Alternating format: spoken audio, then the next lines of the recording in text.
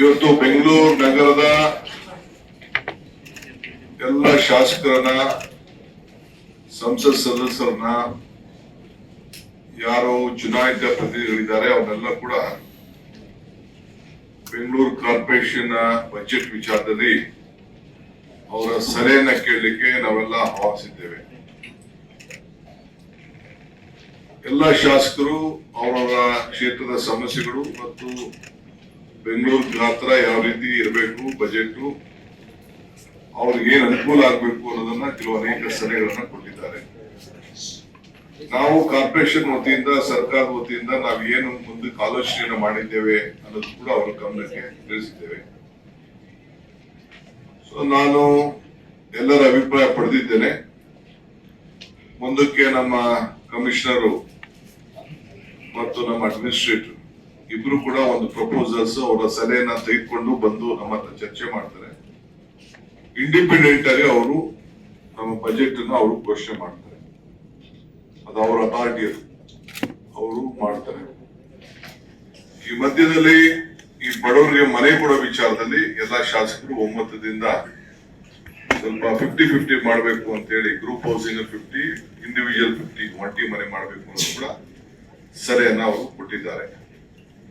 ಅದು ಕೂಡ ನಾವು ಚರ್ಚೆ ಮಾಡ್ತೀವಿ.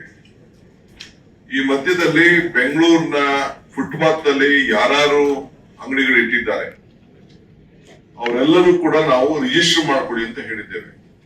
ಸ್ಟ್ರೀಟ್ ವೆಂಡರ್ಸ್ ಎಲ್ಲರೂ ಕೂಡ ಅವರು ಒಂದು ಅಂಗಡಿ ತರ ಸ್ವಂತ ವಾಪಸ್ ಪರ್ಮನೆಂಟ್ ಅಂಗಡಿ ತರ ಇಟ್ಕೊಳ್ಳಿಕ್ಕೆ ಇನ್ನು ಮುಂದಕ್ಕೆ ಅವಕಾಶ ಕೊಡಕ್ಕೆ ಆಗುದಿಲ್ಲ.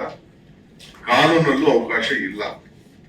ನಮ್ಗೆ ಕೋರ್ಟ್ ಇಂದ ಎಲ್ಲ ಬೇಕಾದಷ್ಟು ಡೈರೆಕ್ಷನ್ಸ್ ಬಂದಿದೆ. ನಾವು ಕೋರ್ಟ್ ಕೂಡ ನಾವು ಗೌರವದಿಂದ ಕೋರ್ಟ್ ಸೂಚನೆ ಕೂಡ ನಾವೆಲ್ಲ ಗಮನಿಸಬೇಕಾಗ್ತದೆ.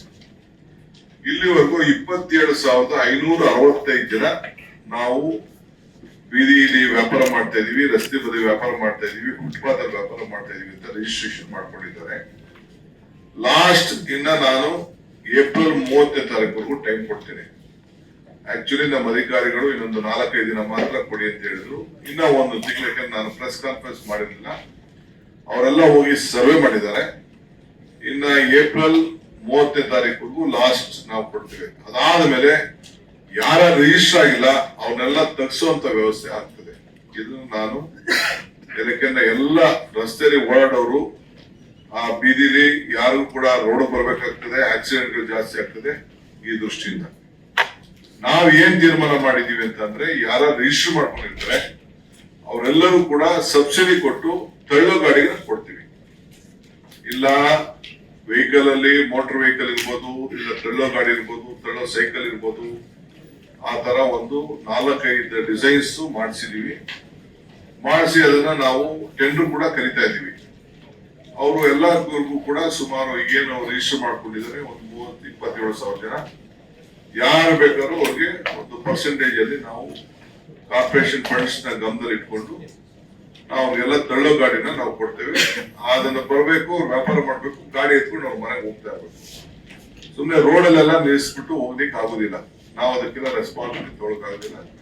ಪ್ರತಿಯೊಬ್ಬ ಸ್ಟ್ರೀಟ್ ವೆಂಡರ್ಸ್ ಯಾರಿದ್ದಾರೆ, ಬೀದಿ ವ್ಯಾಪಾರಿ ಯಾರಿದ್ದಾರೆ, ಅವರೆಲ್ಲ ಕೂಡ ಸರ್ಕಾರದ ಮತ್ತು ನಮ್ಮ ಕಾರ್ಪೊರೇಷನ್ ವ್ಯಾಪ್ತಿಲಿ ಅವರು ದುಡಿಮೆ ಮಾಡ್ಕೊಳ್ಬೇಕು. ಸೊ ಅದೆಲ್ಲ ಲೆಕ್ಕಾಚಾರ ಇರಬೇಕು. ಸೊ ಬೇರೆ ಪೊಲೀಸ್ ಅವ್ರು ತೊಂದರೆ ಕೊಡ್ತಾರೆ, ಬೇರೆ ರೋಡ್ಗಳು ತೊಂದರೆ ಕೊಡ್ತಾರೆ, ಬೇರೆಯವರೆಲ್ಲ ಆಫೀಸರ್ಸ್ ತೊಂದರೆ ಕೊಡ್ತಾರೆ ಅನ್ನೋದನ್ನೆಲ್ಲ ತಪ್ಪಿಸ್ಬೇಕು ಅನ್ನೋ ದೃಷ್ಟಿಯಿಂದ ಅವರೆಲ್ಲ ಒಂದು ವ್ಯಾಪ್ತಿಗೆ ಬರಬೇಕು ಅಂತ ನಾವು ತೀರ್ಮಾನವನ್ನ ಮಾಡಿದ್ದೇವೆ. ಸೊ ಈಗ 3,778 ಜನ ನಮಗೆ ತಳ್ಳೋ ಗಾಡಿ ಕೊಡಿ ಅಂತ ಈಗಾಗಲೇ ಅರ್ಜಿ ಹಾಕೊಂಡಿದ್ದಾರೆ.